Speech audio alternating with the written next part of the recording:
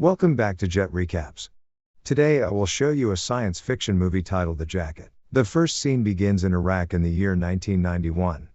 During the First Gulf War, an American soldier Jack gets shot by an Iraqi boy. Miraculously Jack survives, but he is diagnosed with retrograde amnesia. A year later in 1992, while walking on the street, Jack sees a young girl, Jackie, and her unstable alcoholic mother, besides their broken down truck. He befriends Jackie as he helps them fix their truck, and gives her his dog tags, and then he continues on his way. Shortly after, he hitches a ride along the highway. Unknowingly, the driver is a fugitive, and when they get pulled over by a cop, the man kills the cop, and leaves the gun beside Jack, who is knocked unconscious by a bullet from the cop's gun. When Jack wakes up, he is assumed to have killed the cop.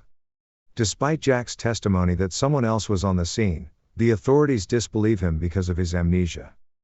He is sent to a prison meant for criminally insane. In the institute, Jack is placed under the care of Dr. Thomas Becker, a psychiatrist. And one day, Jack is forced to go through an illegal treatment designed by Dr. Becker, in an attempt to rid Jack of his supposed need to commit crimes. Dr. Becker injects Jack with experimental drugs, and ties him in a special jacket. And he then places him inside a morgue drawer. On the first day, Jack experiences a series of hallucinations. But on the second day, he is somehow transported into the future by 15 years. In the future, Jack is standing by a gas station on Christmas Eve appearing sad and homeless. A young woman working as a waitress in a roadside diner nearby sees him. And she takes pity on him by offering him shelter at her place for the night. As he goes through her apartment later that night, he finds the dog tags he gave Jackie back in 1991. And also notice the bills carry the year 2007. In disbelief, he wakes her up and is surprised when she confirms that she is Jackie. And that her mother had gotten burnt to death when she passed out holding a cigarette. Surprised, he reveals to her that he is Jack Starks. But this makes her furious as she thinks he is making up stuff from snooping around her belongings. And then she throws him out, revealing that Jack Starks had died on the 1st of January, 1993. Immediately, Jack returns to 1992, but he remains unconscious for a day. When he wakes up, he confronts Dr. Becker about the effects of the drugs. But Dr. Becker insists he is suffering from delusions due to his amnesia. However, Jack's treatment gets put on hold when another psychiatrist, Dr. Lawrenson, becomes suspicious of the illegal treatment being carried on Jack, as this same treatment had resulted in the death of a patient earlier. However, after talking to one of the other patients, Rudy, who missed time traveling, and to find out how he had died, Jack causes a ruckus.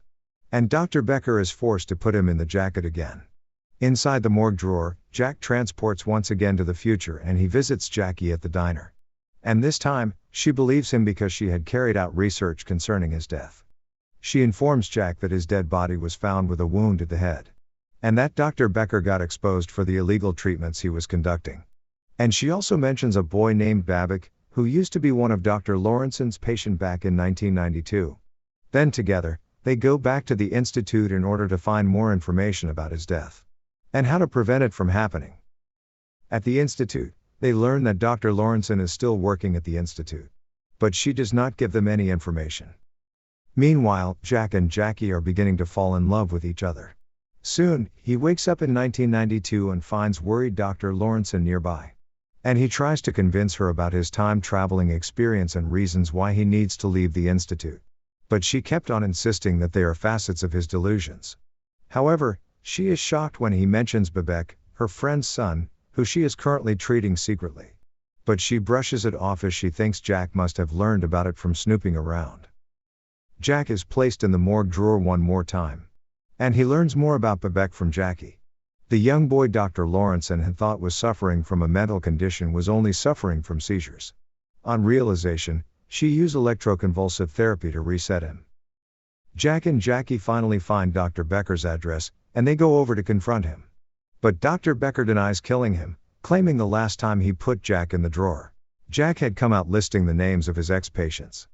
And before Jack could confront him further, Jack begins to fade. He realizes that his drugs are wearing off, and he will soon wake up in 1992. But before he fades off completely, he quickly collects Jackie's childhood address.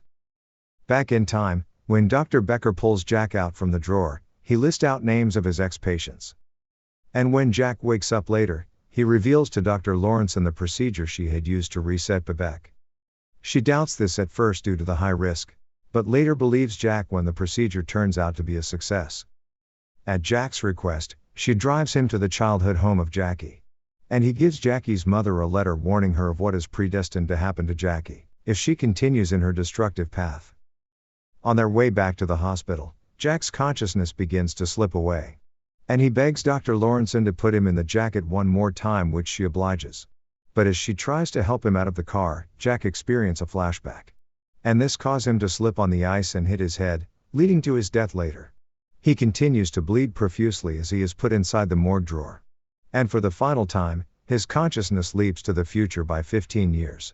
But this time to an alternate timeline where, to his relief, Jackie has a good life as a nurse. And her mother is alive and well. The movie comes to an end as Jackie happily gives him a ride to the hospital to get his head wound treated, even though she doesn't recognize him. If you enjoyed this recap, kindly like and subscribe to our channel and click on the bell icon.